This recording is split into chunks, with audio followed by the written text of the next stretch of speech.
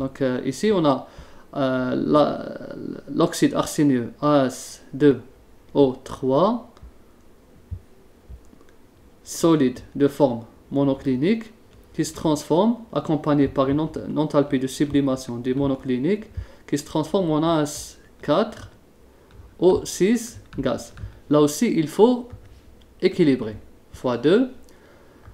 Et cette transformation est accompagnée par cette valeur d'enthalpie. Ça veut dire quoi? Ça veut dire que la valeur de 27,87 calories, 27,87 kilocalories, c'est l'énergie, plutôt l'enthalpie de sublimation qui accompagne la sublimation de 2 moles de l'arsénieux, AS2O3, solide monoclinique. Et aussi c'est l'énergie ou bien l'enthalpie associée à la formation de 27,87.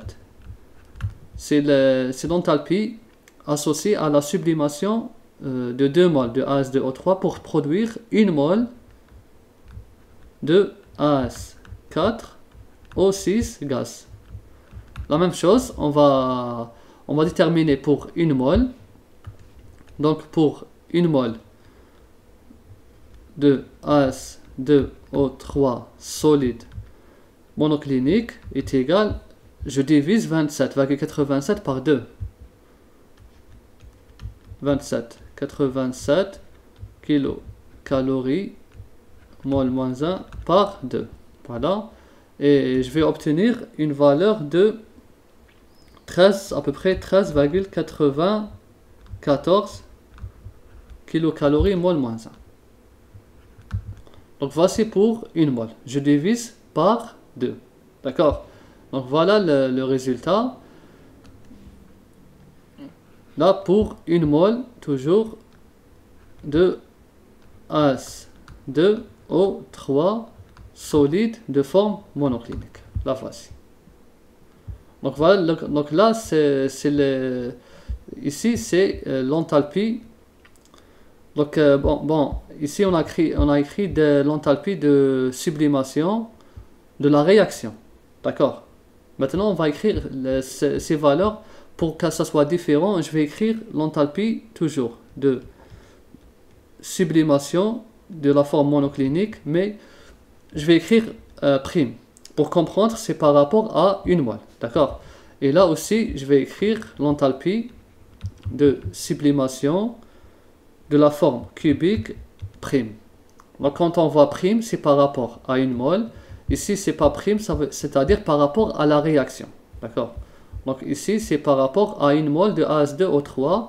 Et le delta H qu'on a calculé tout à l'heure, c'est par rapport à la transformation physique, c'est-à-dire toute la réaction chimique. Pourquoi? Parce que l'enthalpie est une grandeur extensive qui dépend de la matière. Donc voilà, on a déterminé les différentes enthalpies de vaporisation. Les voici. Vaporisation, les enthalpies de sublimation des variétés cubiques et monocliniques. C'est les delta H', c'est ça. Les delta H, donc pour ne pas confondre, c'est les delta H', c'est ça la réponse. Ensuite, on va déterminer les enthalpies de fusion de ces deux variétés, ainsi que l'enthalpie de transition. Comment on va déterminer l'enthalpie de fusion? Donc là, on a fait les différentes réactions. Les voici. L'enthalpie de fusion, c'est quoi? L'enthalpie de fusion, c'est donc la fusion. On l'observe quand on a un solide qui se transforme en liquide. Maintenant, on a deux solides. On a un solide 1 et un solide 2, de forme allotropique. On commence par le cubique. Le AS2O3 solide cubique qui se transforme en AS4O6 liquide.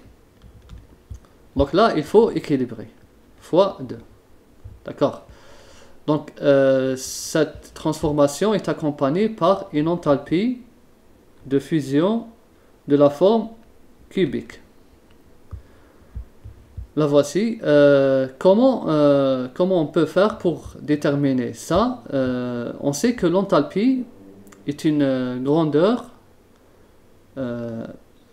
plutôt une fonction d'état. C'est quoi une fonction d'état? Une fonction d'état, c'est-à-dire qu'elle ne dépend pas du chemin suivi. Donc, on peut l'avoir directement comme on peut l'avoir de manière indirecte. Cette enthalpie, on ne peut pas la calculer comme ça, on n'a pas l'équation. Mais on peut la calculer de façon indirecte. Comment?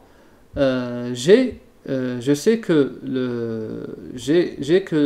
on nous a donné l'équation de AS2O3 qui se transforme en quoi? En AS2, plutôt AS4O6 gaz. D'accord? On nous a donné l'équilibre, l'équation qui correspond à l'équilibre solide-gaz. C'est l'enthalpie. On a dit que c'était l'enthalpie de sublimation de la forme cubique. La voici. Et aussi, on a l'équation de vaporisation. L'équilibre gaz-liquide qui est accompagné par l'enthalpie de vaporisation. Vous voyez? Et là, c'est quoi? C'est l'enthalpie de... Ce qu'on recherche, c'est l'enthalpie de fusion de la partie cubique. Donc, qu'est-ce qu'on peut faire? Là, tout simplement, l'enthalpie. On sait que l'enthalpie, puisque c'est une fonction d'état qui ne dépend pas du chemin suivi,